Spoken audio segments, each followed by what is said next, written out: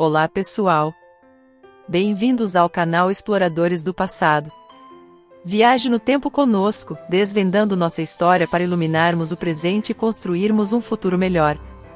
Hoje, na parte 2 dessa série sobre a Guerra do Paraguai, vamos explorar um dos conflitos mais marcantes da história da América do Sul. Vamos entender as causas, desdobramentos e consequências dessa guerra que abalou o continente durante o século XIX. Vamos analisar os interesses políticos, as disputas territoriais e as batalhas sangrentas que marcaram esse conflito histórico.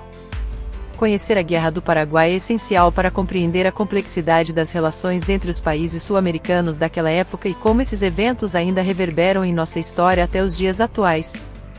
Então, junte-se a nós nesta jornada pelo passado, enquanto exploramos os bastidores desse conflito fascinante, que deixou um legado indelével na história da América do Sul.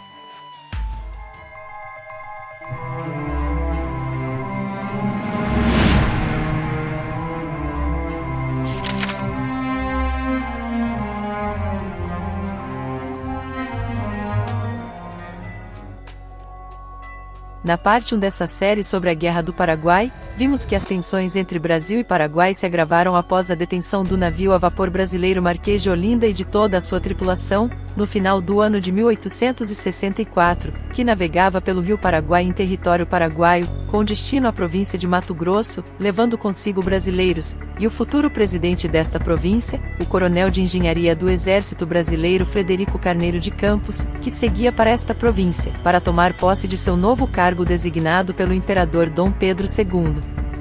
Apesar dos protestos brasileiros e o pedido de soltura da tripulação, Solano Lopes, o ditador que governava o Paraguai nessa época, recusou-se a atender ao apelo brasileiro, o que fez o Brasil declarar guerra contra o Paraguai.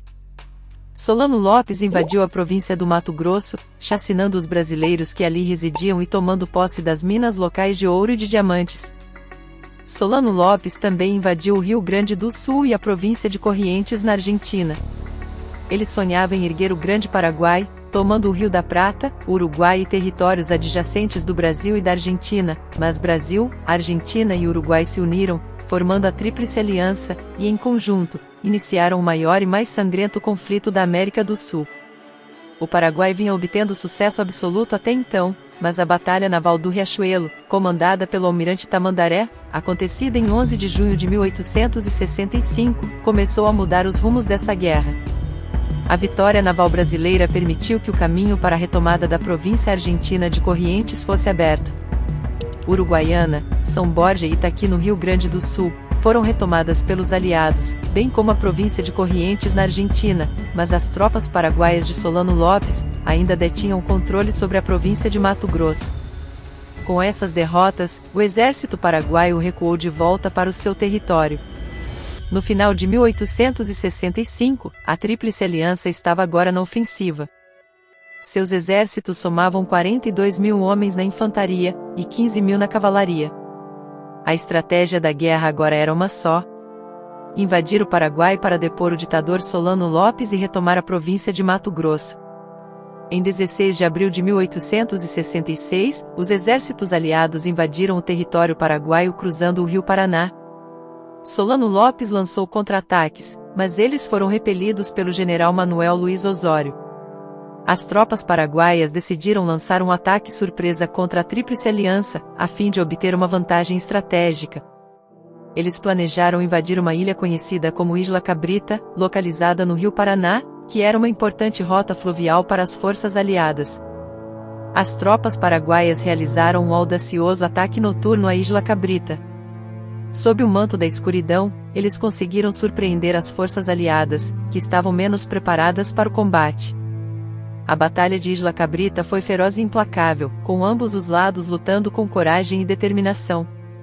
A ilha testemunhou uma das batalhas mais sangrentas e intensas da Guerra do Paraguai, com os paraguaios demonstrando sua habilidade tática e feroz resistência. Apesar do sucesso inicial do ataque, as forças paraguaias acabaram sendo forçadas a recuar devido à feroz resistência das tropas aliadas. A batalha deixou muitas baixas em ambos os lados, com soldados lutando bravamente por suas nações. Embora os paraguaios tenham conseguido surpreender as forças aliadas, eles não conseguiram manter o controle da ilha e a Tríplice Aliança continuou sua campanha para avançar contra o Paraguai. No entanto, o avanço dos aliados foi detido na Batalha de Estero Belaco, em 2 de maio de 1866. O exército paraguaio perdeu mais de 2.000 homens, e 300 foram levados como prisioneiros pelas tropas da Tríplice Aliança. Os paraguaios executaram um ataque surpresa sobre o acampamento aliado. Inicialmente, o ataque foi bem sucedido, porém o comandante paraguaio estava insatisfeito, e queria destruir o restante da tropa inimiga, ao invés de deixar a batalha por vencida e recuar em ordem com os seus soldados. Ao avançar sobre o restante do acampamento aliado, os soldados paraguaios acabaram se deparando com o inimigo em maior número, e terminaram por recuar em desordem. Durante a evacuação paraguaia, eles levaram algumas peças de artilharia inimiga que estavam no campo. Solano Lopes, acreditando que poderia desferir um golpe fatal nos aliados, lançou uma grande ofensiva com 25.000 homens contra 35.000 soldados aliados na Batalha de Tuiuti, em 24 de maio de 1866, a batalha mais sangrenta da história latino-americana. Apesar de ter chegado muito perto da vitória em Tuiuti, o plano de Solano Lopes foi quebrado por uma feroz resistência do exército dos aliados e a ação decisiva da artilharia brasileira. Apesar do sucesso inicial do ataque paraguaio, as tropas brasileiras conseguiram se reorganizar e lançaram uma forte contraofensiva. A artilharia e as táticas militares brasileiras se mostraram decisivas na reação ao avanço paraguaio. Ambos os lados sofreram pesadas perdas. Mais de 12.000 vítimas para o Paraguai, contra 6.000 para os aliados, mas a Tríplice Aliança conseguiu manter o controle da área. O confronto deixou uma marca significativa na Guerra do Paraguai e moldou o curso do conflito. Ela também influenciou as estratégias militares subsequentes das forças aliadas e paraguaias, à medida que o conflito continuava a se desenrolar. A Tríplice Aliança decidiu avançar pelo Rio Paraná, visando derrotar as tropas paraguaias que ocupavam a fortaleza de Itapiru. Essa fortaleza estrategicamente localizada, cercada por terras alagadas e penhascos, oferecia uma posição defensiva vantajosa aos paraguaios. A Batalha de Itapiru teve início em 16 de julho de 1866, quando as forças aliadas começaram o ataque à fortaleza. A artilharia brasileira liderou o bombardeio, tentando enfraquecer as defesas inimigas. No entanto, a posição elevada das tropas paraguaias tornou a tarefa extremamente difícil. Solano Lopes havia ordenado que a fortaleza de Itapiru fosse defendida a todo custo. Para aumentar a proteção, ele ordenou a abertura das comportas das barragens, inundando a região ao redor da fortaleza. Essa estratégia tornou o ataque da Tríplice Aliança ainda mais desafiador. O confronto se estendeu por vários dias, com ambas as partes sofrendo pesadas baixas. O impasse nas linhas de frente levou a um cenário de extrema tensão e sacrifício humano. A coragem e determinação de ambos os lados foram postas à prova. Após dias intensos de combate, as forças aliadas conseguiram uma pequena vitória tática ao ocuparem uma das ilhas próximas à fortaleza. No entanto, a posição paraguaia ainda era muito fortificada e as baixas continuaram a aumentar. A Batalha de Itapiru foi uma das mais sangrentas da Guerra do Paraguai, com milhares de vidas perdidas de ambos os lados. O impasse persistente e a determinação feroz das tropas paraguaias demonstraram a ferocidade desse conflito devastador. Em 18 de julho, os paraguaios se recuperaram, derrotando as forças comandadas pelo Uruguai e pela Argentina, na Batalha do Boqueirão, perdendo mais de 2.000 homens contra as 6.000 baixas dos aliados. No entanto, a Batalha de Curuzu colocou os paraguaios em uma situação desesperadora. Era maio de 1866, e o objetivo dos paraguaios era impedir o avanço das forças inimigas em direção à capital paraguaia, Assunção. Os aliados decidiram atacar as baterias do Forte de Curuzu e do Forte de Curupaiti, iniciando a Batalha de Curuzu, com intensos combates entre as forças aliadas e as tropas paraguaias. Esses fortes foram construídos com a finalidade de cobrir o Forte de Humaitá, local onde se encontrava o sistema defensivo de Solano Lopes. Os paraguaios defenderam com ferocidade suas posições, usando táticas de guerrilha e a topografia do terreno em seu favor. Apesar do empenho paraguaio, as forças da Tríplice Aliança acabaram obtendo algumas vantagens táticas durante a batalha. Já em setembro de 1866, alguns meses após iniciada a ofensiva por terra, a esquadra brasileira, com 13 navios, entre encouraçados, canhoneiras e navios de madeira, bombardeiam o adversário. o tiroteio entre o forte e os navios durou 4 horas. Enquanto isso, os navios de madeira desembarcavam 800 soldados no Chaco, para destruírem a base de onde os paraguaios disparavam contra os navios brasileiros. Nessa batalha, os aliados perderam o encouraçado Rio de Janeiro, que foi a pique junto com seu comandante e sua tripulação. Com a posição já enfraquecida pela marinha, o exército tomou o forte. Embora vitorioso, o assalto também foi custoso para os aliados, resultando na baixa de 830 homens. Com o objetivo de evitar uma derrota completa, os paraguaios recuaram estrategicamente para evitar baixas ainda maiores. Embora os paraguaios tenham sido forçados a recuar, a batalha mostrou a habilidade estratégica e a resistência das forças de Lopes. Mas essa derrota pareceu enlouquecer ainda mais o ditador paraguaio. Ele decidiu punir seus soldados que fugiram de Curuzu, ao invés de defender o território.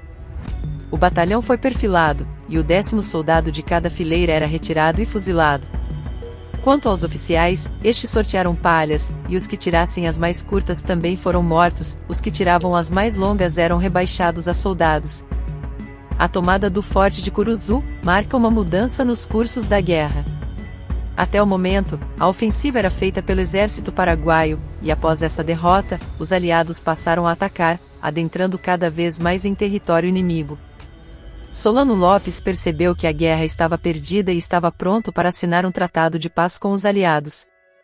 Em 12 de setembro de 1866, ele reuniu-se com o presidente argentino Bartolomé Mitre e com o uruguaio Venâncio Flores, para uma conferência que resultou em uma discussão acalorada entre os dois líderes aliados. Solano Lopes buscava encontrar uma saída para o conflito e possivelmente obter termos mais favoráveis para a paz. Apesar dos esforços para encontrar uma solução pacífica, as negociações encontraram dificuldades, pois as partes tinham posições conflitantes, e os termos propostos pelo Paraguai não eram aceitáveis para a Tríplice Aliança. O artigo 6 do tratado tornava quase impossível a trégua ou a paz com Solano Lopes, pois estipulava que a guerra continuaria até que o então governo cessasse, o que significava a destituição de Solano Lopes. Após a conferência, os aliados marcharam em território paraguaio, alcançando a linha defensiva de Curupaiti. Confiando na sua superioridade numérica e na possibilidade de atacar o flanco da linha defensiva pelo Rio Paraguai utilizando os navios brasileiros, os aliados realizaram um ataque frontal à linha defensiva, apoiados pelo fogo de flanco dos encouraçados. No entanto, os paraguaios mantiveram-se fortes em suas posições, infligindo tremendo dano às tropas aliadas. Mais de 8.000 baixas contra não mais que 250 perdas dos paraguaios. A Batalha de Curupaiti resultou em uma derrota quase catastrófica para as forças aliadas, encerrando sua ofensiva por 10 meses, até julho de 1867. Os líderes aliados culpavam-se uns aos outros pelo desastroso fracasso em Curupaiti. O general brasileiro Porto Alegre e o almirante Tamandaré demonstraram toda sua repulsa pelo comandante brasileiro Marechal de Campo Polidoro Jordão, Visconde de Santa Teresa. Além disso, o general Porto Alegre declarou: "Aqui está o resultado da falta de confiança do governo brasileiro em seus próprios generais e ao dar seus exércitos a generais estrangeiros." O presidente argentino, Bartolomé Mitre, tinha uma opinião dura sobre os brasileiros, e disse que Porto Alegre e Tamandaré, que eram primos, e primos mesmo sem juízo, fizeram um pacto de família para monopolizar na prática o comando da guerra. Suas críticas continuaram. Impossível imaginar nulidade militar maior do que este general, a que se soma a má influência dominadora de Tamandaré sobre ele e o espírito negativo de ambos em relação aos aliados, dono de paixões e mesquinharias. A essa altura da guerra, o Brasil estava enfrentando desafios militares e políticos significativos. O conflito estava em andamento há alguns anos, e as tropas brasileiras estavam enfrentando dificuldades em suas campanhas para combater as forças paraguaias lideradas por Francisco Solano Lopes. Diante das dificuldades e da necessidade de um líder experiente para conduzir as forças brasileiras em direção à vitória, a escolha recaiu sobre Luiz Alves de Lima e Silva, o Duque de Caxias. Ele era um militar respeitado, com vasta experiência em combates e uma carreira militar notável. Caxias havia acumulado grande prestígio ao longo de sua carreira. Ele já havia liderado campanhas militares bem-sucedidas no Brasil e no exterior, demonstrando habilidades estratégicas e táticas que o tornaram um dos mais respeitados líderes militares do país. Além de sua reputação como um líder militar habilidoso, Caxias também contava com a confiança do imperador Dom Pedro II. Sua proximidade com a família imperial e sua lealdade ao trono brasileiro pesaram na decisão de confiar-lhe o comando do exército durante um dos momentos mais críticos da guerra.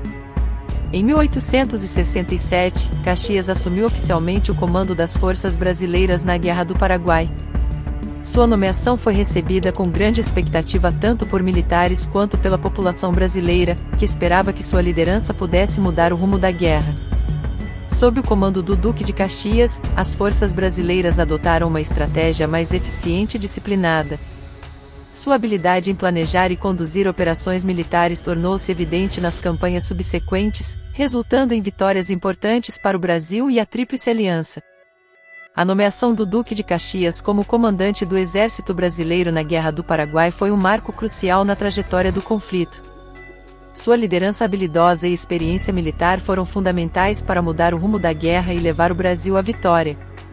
O Duque de Caxias deixou um legado de coragem e estratégia que o tornou um dos grandes heróis da história militar brasileira. Mas toda essa parte da história deste conflito será mais detalhada na terceira e última parte dessa série de vídeos da Guerra do Paraguai. Ficamos por aqui na parte 2 dessa série de vídeos sobre a Guerra do Paraguai. Não deixe de assistir ao terceiro e penúltimo vídeo em sequência aqui no canal, e se você ainda não assistiu ao primeiro vídeo dessa série, não deixe de conferir aqui esse vídeo, que fala sobre o início dessa sangrenta guerra. Obrigado por ter assistido esse vídeo e pelo like se você gostou desse conteúdo.